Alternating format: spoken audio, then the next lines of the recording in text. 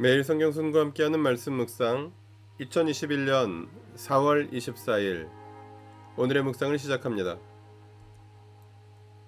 본문은 출애굽기 11장 1절부터 10절입니다. 주님께서 모세에게 말씀하셨다.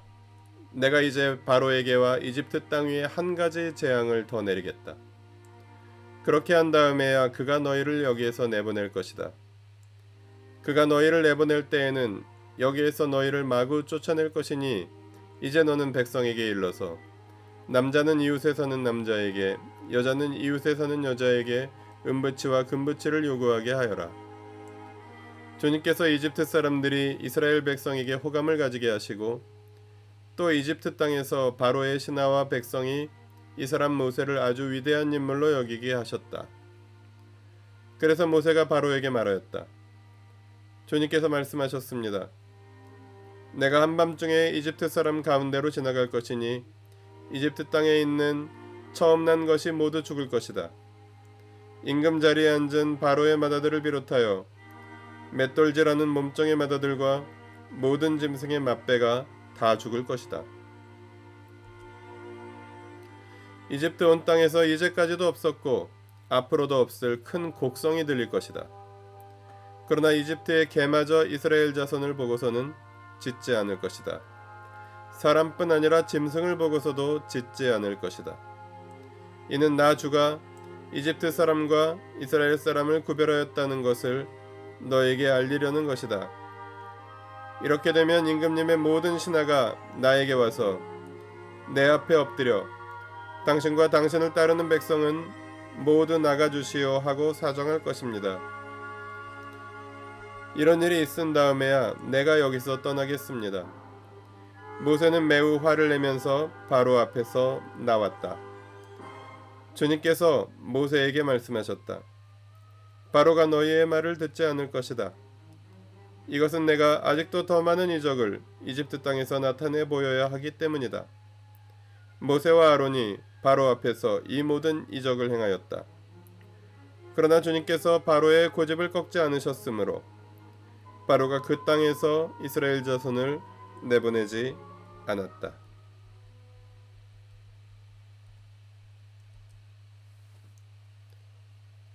1절부터 3절에서는 주님께서 모세에게 남은 한 가지 재앙을 내리겠다 말씀하십니다.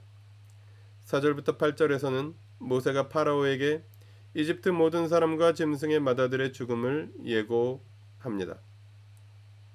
9절부터 10절에서는 파라오가 계속하여 고집을 부립니다. 10번째 재앙, 맏아들의 죽음 재앙이 예고됩니다. 2절부터 3절에서 이스라엘이 이집트인들의 은금을 취하라고 하신 명령은 앞서 3장에서 떨기나무에서 모세를 만나셨을 때 하신 약속의 성취입니다. 이는 또한 그동안의 노예 노동에 대한 보상의 의미도 가집니다. 하나님께서는 이스라엘 사람들과 그들의 지도자 모세를 이집트 사람들에게 호감을 얻게 하셨습니다.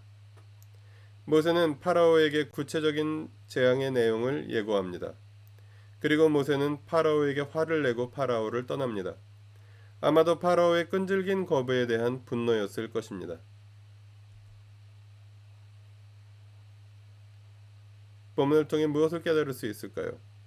회개하지 않는 죄인들에게 하나님의 임재는 죽음의 소식입니다. 4절에서 하나님은 한밤중에 이집트 사람 가운데로 지나갈 것이라고 말씀하십니다. 그 결과는 5절에서 처음 난 것들의 죽음으로 예고됩니다. 6절은 이 상황을 전무후무한 비극이 될 것이라고 경고합니다. 회개한 죄인들에게 하나님의 임재는 복음이지만 회개하지 않는 죄인들에게 하나님의 임재는 심판의 소식이요 죽음과 멸망의 소식입니다. 본문을 통해 무엇을 삶에 적용할까요? 나에게 하나님의 임재는 어떤 소식입니까? 십자가에 달리시고 부활 승천하신 주님은 약속대로 모든 죄인을 선악간에 심판하시기 위해서 다시 오실 것입니다. 세상의 모든 죄인들이 영원한 죽음과 영원한 생명으로 나누게 될 그날의 주님의 임재 앞에서 나를 위해 십자가에 달리신 주님의 사랑과 희생이 헛되지 않도록 회개의 열매를 맺으며 하나님 사랑하는 삶으로 그날을 준비하라고 본문을 통해 주님은 말씀하십니다. 말씀 앞에 머무르는 시간 가지겠습니다. 두 번째 종이 울릴 때까지 침묵 속에서 말씀하시는 주님께 귀를 기울입니다.